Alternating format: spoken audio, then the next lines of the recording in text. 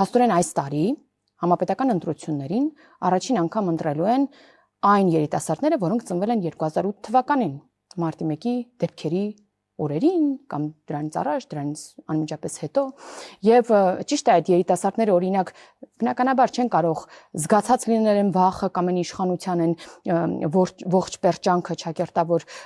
այդ օրերին Հայաստանի Հանրապետությունում կամ այդ շրջանում, բայց նրանք կարող են ընտրել օրինակ, ինչպիսի իշխանություն լինի հետագայում Հայաստանում, լինի այդ մարտի 1-յան 2008 թվականի իրականությունը, որը կարող է հետ գալ, որովհետև բոլորը ընդդիմադիր դաշտում, բոլորը ուսա կարելի է շատ պարզ ապացուցել, գնում են այդ ճանապարհով, որ ձայները հավաքեն մեծամասնական ընտրակարգի նման եւ տան Ռոբերտ Քոչարյանին։ Հիմա ուզում են, որ այս նույն իշխանությունը լինի, երբ որ իրանք ծնվել էին, թե ուզում են ինչպես ազատ ապրում են հիմա եւ ինչպես անվտանգ ապրում են հիմա, այս իշխանությունը ամրապնդվի ու գնալով ավելի ամրապնդվի